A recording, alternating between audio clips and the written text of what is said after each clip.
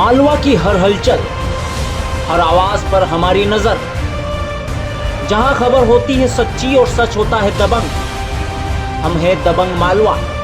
नीमच मंदसौर की हर खबर हमेशा सच के साथ। जावद क्षेत्र में कथित भ्रष्टाचार और पंचायत स्तर के घोटालों को लेकर कांग्रेस कार्यकर्ताओं ने 1 दिवसीय सत्याग्रह और उपवास आयोजित किया। मंगलवार को महात्मा गांधी का रूप बनाकर पंकज तिवारी अन्य कार्यकर्ताओं के साथ कलेक्टर के जन सुनवाई में पहुंचे। प्रदर्शन के दौरान कार्यकर्ताओं ने बैनर के माध्यम से लोकतंत्र और संविधान की दुहाई देते हुए जिम्मेदार अधिकारियों और जनप्रतिनिधियों पर कार्रवाई की मांग उठाई। नारेबाजी के साथ प्रदर्शनकारियों ने हाथों में 32 पेज की जांच दस्तावेज लिए। आरोप लगाया है कि जावद जनपद अध्यक्ष गोपाल चारण पर रिश्वत लेने जैसे गंभीर आरोप लगे हैं, लेकिन इसके बावजूद अब तक कोई ठोस कार्रवाई नहीं की गई। सवाल उठाया गया कि क्या भ्रष्टाचार के मामलों में जनप्रतिनिधियों को हटाने के प्रावधान नियम कानून में नहीं है, और अगर है तो कार्रवाई क्यों नहीं हो रही। इसके साथ ही सिंगोली तहसील की थड़ोद पंचायत का मामला भी प्रमुखता से उठाया गया। आरोप है कि ग्राम पंचायत सरपंच मंजूबाई पति जगदीश खटीक द्वारा शासकीय राशि का फर्जी बिलों के जरिए गबन किया गया, जिसकी पुष्टि जांच में भी हो चुकी है। बावजूद इसके सरपंच को पद से हटाने और एफआईआर दर्ज करने जैसी कार्रवाई नहीं की गई।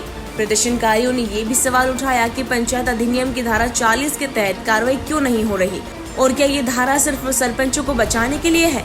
उनका कहना था कि 2 साल बीत जाने के बाद भी घोटालेबाज जनप्रतिनिधियों पर कार्रवाई न होना कानून और संविधान का अपमान है। जिला कलेक्टर कार्यालय पहुंचे कांग्रेस कार्यकर्ताओं ने सत्याग्रह उपवास कर धरना दिया और चेतावनी दी कि यदि जल्दी दोषियों पर सख्त कार्रवाई नहीं की गई तो आंदोलन को और तेज किया जाएगा।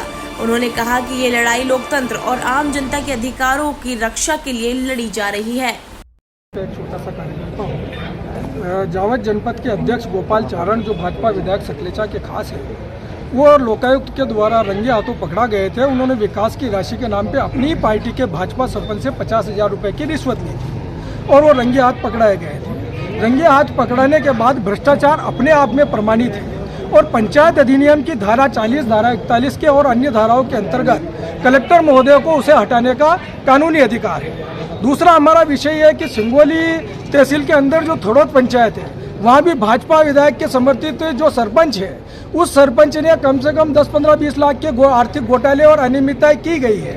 और ये 2 साल पहले जो है शिकायतकर्ता जो उप सरपंच पति है, उन्होंने 2 साल पहले शिकायत की थी। जिला पंचायत के सीओ ने धारा 40 का नोटिस 2 साल पहले संबंधित सरपंच को दिया था कि आपको पद से हम क्यों नहीं हटा दिया, आपने आर्थिक अनियमितताएं की है।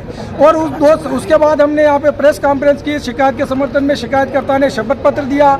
तो उसके बाद कलेक्टर महोदय ने संज्ञान लिया। संज्ञान के बाद उन्होंने 1 महीने के अंदर जाँच करवाई और इस जिला पंचायत सीओ और जनपद सीओ द्वारा जो जांच की है, इस जांच में उन्होंने पाया है और उन्होंने स्वयं लिखा है कि सरपंच ने और सचिव ने आर्थिक अनियमितता की है, आर्थिक अपराध किए हैं। और पंचायत अधिनियम की धारा 40 में सीधा प्रावधान है कि यदि सरपंच की आर्थिक अनियमितता है, आर्थिक अपराध घोटाला पाया जाता है तो कलेक्टर महोदय जिला पंचायत सीओ को उन्हें अपने पद से हटाने का कानूनी अधिकार प्राप्त है। और यदि नहीं है तो कलेक्टर महोदय हमें आश्वस्त करें, और हमें ईमानदार कलेक्टर महोदय में पूरा विश्वास है कि 1 महीने में उन्होंने जांच कराई है और जांच में भ्रष्टाचार घोटाले प्रमाणित पाए गए, तो अभी तक उन्हें हटाने की कार्रवाई क्यों नहीं। दूसरा, पूर्व कलेक्टर दिनेश जैन ने उक्त जो जनपद अध्यक्ष है उस पर मीटिंगों में भाग लेने पर सब रोक लगा दी थी। उसके बाद जनपद अध्यक्ष आज भी विधिवत जो है कार्यालय में बैठ रहा है, उसे वित्तीय अधिकार प्राप्त है। तो हम ये पूछना चाहते हैं कि रंगे हाथ पकड़ाए व्यक्ति पे वित्तीय अधिकार आज तक प्राप्त है, तो क्या उम्मीद कर रहा है शासन,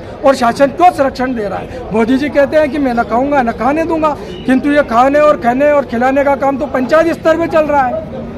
आज किस तरह का जो है विरोध प्रदर्शन किया गया? ये सत्याग्रह और हम उपवास पे आए हैं। 5 बजे तक हम उपवास पे बैठेंगे कि हमारी मांग है कि जनपद अध्यक्ष और सरपंच के आर्थिक घोटाले अनियमितताएं पाई गई है।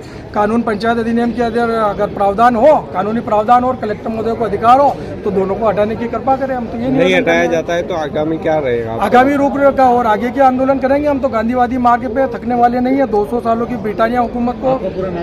पंकज तिवारी, मैं पूर्व जिला